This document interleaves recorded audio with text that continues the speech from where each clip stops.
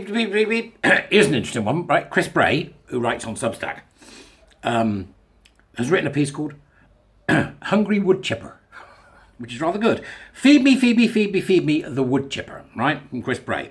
And it's about the nutters are at it again, trying to make everything a safe space, right? You understand what these scaredy people. I'm quite liking the lighting. I've got like this dark side. It's all a bit, Luke, I am your father. He was from the West Country, the chap who played Darth Vader. That's why they had to use James Earl Jones, because of his voice.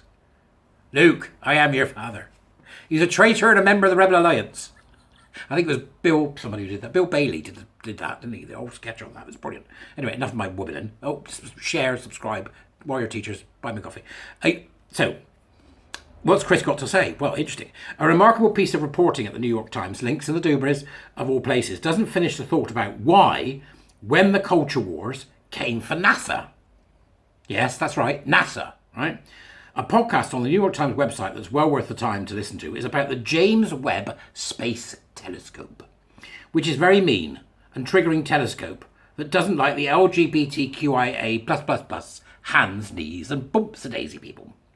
Summarising, I added the hands, knees and bumps a daisy people, but I think you knew that.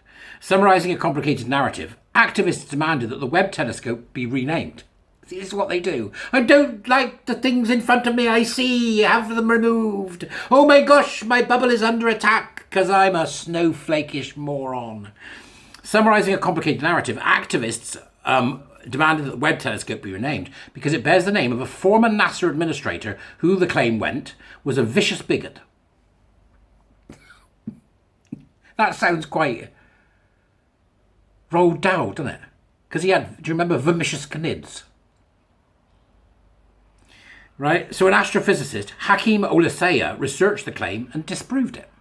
Among other things, he found that an aggressively homophobic quote attributed to Webb was misattributed, leaving no evidence that Webb had ever said anything like it, and he found that Webb had led the racial integration of NASA facilities in the South. Then he wrote an article reporting his conclusions. James Webb, not a bigot, right? So the guy with the telescope's named after. And then Olasea was attacked, as you'll be shocked to hear this. A bigot.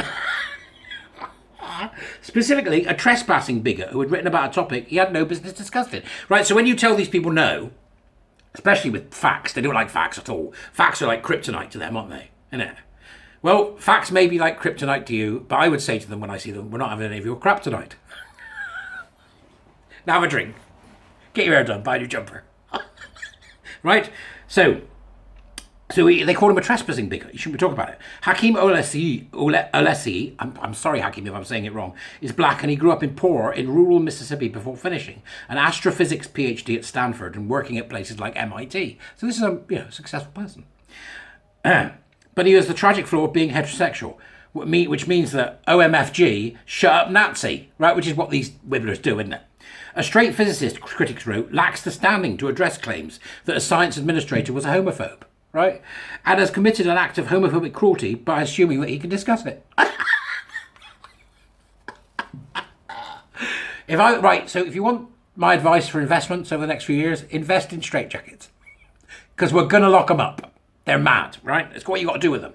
We know. Now, we sit down with, you got an individual called Andrew, who's mad as actor, and I sit down with my mate Nathan, and I go, Andrew, Nathan and I have been discussing your situation and your belief systems. We've been discussing your belief in power and oppression everywhere, and we've decided that the best thing that we can do for you is put you in a home. So, he committed an act of homophobic cruelty by assuming that he can discuss it, because he's straight. Affinity groups, fealty, yeah? Ooh, these people are insane. Another physicist, Chanda Prescott-Weinstein, wrote an article saying this about the misattributed quote. But that... Chanda Prescott-Weinstein, got to be a nutter, hasn't it? A TQ plus nutter. But that correction changes nothing. She also demanded that the Webb telescope be renamed the Harriet Tubman Space Telescope, presumably because Prescott-Weinstein wishes to honour Republicans. But anyway, it's a great piece. Applying for an academic job, Olasea became a target of vague and often anonymous claims that he'd stolen grant money and sexually harassed female colleagues. He tried to keep someone out of the wood chipper, so he went into the wood chipper. Right? This is how it works. Became a target of vague and often anonymous claims that he'd stolen grant money and sexually harassed female colleagues. Okay, that's their chosen weapon, mind. Right? Allegations of sexual assault is going to become their chosen weapons. As we squeeze this nasty, infected spot harder, any men that get involved, most likely men, right? Because it's men that commit sexual assault, false allegations of sexual assault will come to the fore. That's my prediction. It will be the next wave, right? It's false allegations of sexual assault, because that's what they'll do, because they can't get their own way. And it's one of the only areas of law in which little proof is required. In some cases, not all, because the bloody rape conviction rate is an appalling travesty. But in some cases, not all. So I'd imagine that we're going to see this kind of thing come to the fore now. False allegations. And see that theft and sexual assault, there's the two. He stole grant money, he sexually harassed female colleagues. It's easy to say, harder to prove, but it shit sticks, doesn't it? That's the problem, right? At this point in the story, the New York Times podcast host says to the reporter, around the 31-minute 20 mark, if you're in listening, you're looking into the reputation of someone who was attacked after looking into the reputation of someone else who was attacked. And perhaps all these attacks are coming from the same set of sources. Yep. Watch the reporter's response, because we're about the change of subject.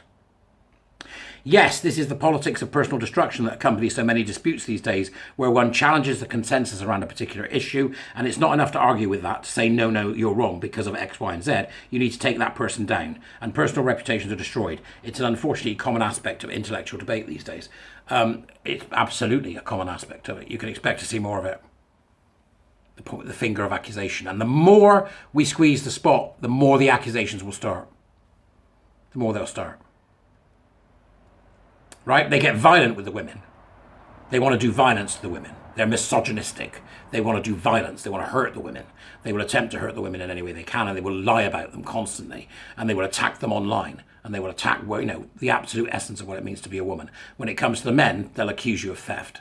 They'll accuse you of sexual assault. That's the game, right? That's what they'll do, and it's a disgusting thing to do, because it deeply affects people who have genuinely been sexually assaulted.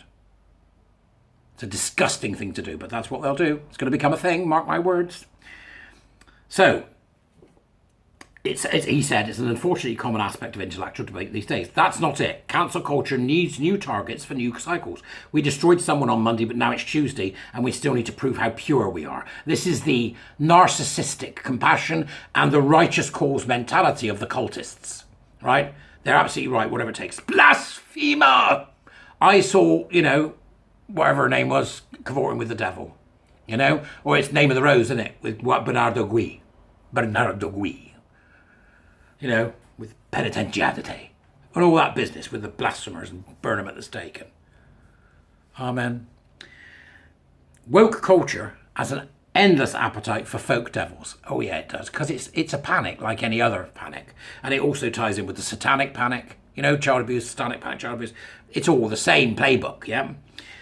Woke culture has an endless appetite for folk devils. Lysenkoism resides in the declaration that some other poor dumb bastard isn't doing true Marxist-Leninist science. A Lysenkoist needs colleagues to accuse, so Lysenkoists have a longer list of victims this week than they had last week. So it becomes just accuse. They steal time in order to bring about an end to what they see as a perverse power and oppression society and bring on their crazy utopia. That's what they do.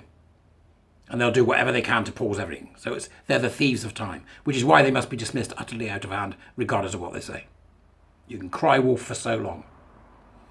The problem isn't the culture of intellectual debate these days. The problem is more narrowly the culture of the increasingly depraved expert classes in the overlapping left-facing worlds of academia, media and government who respond to criticism and counter-narratives the same way Olasei's critics responded. This is a wonderful paragraph, and I suggest you read it a couple of times and have a look at it. I particularly like the overlapping left-facing. Now, that's a very interesting way of putting it that I've not heard before. And I think that to a certain degree, left-facing is a much more less inflammatory way of saying that this is coming from the left, but not necessarily all the left. It's just the left-facing and their belief system that means that it comes from the left. It's fascinating. I love that paragraph. Read it and read it again. Listen to the podcast as the host and the reporter grapple with the interesting way that Olaseu said things that were true, like factually, but it somehow didn't matter. This is the culture of woke accusation, as the congressional hearings with FBI whistleblowers this week showed, but that correction changes nothing. Stop using facts. Nazi. they aren't kidding. Thanks, Chris. That particular thing about the left facing I think is very illuminating. But from the perspective of my lovely Jesterites listening now, and those of you who've perhaps just discovered the channel, you have to get your head around the fact that what you are seeing is essentially the film Witchfinder General being played out. That's what you're saying. Or the film The Name of the Rose being played out, the last half of The Name of the Rose, is where the Inquisition begins to decide what is and what's not blasphemy. And they will accuse you of anything. And in our society, we're not set up to deal with that. We're not set up to deal with that. Okay? And so it's absolutely vital that the pushback is strong and that they are eradicated from the system. And the best way to do that is to fire them, is to ask them to leave the institutions they're in or to build separate institutions. There's no other way to go now. Okay? So go read it. It's a great piece. And go listen to the podcast because it will blow your brains out. Have a great day. I'll see you later. I'm loving this whole dark side thing going on here. Bye.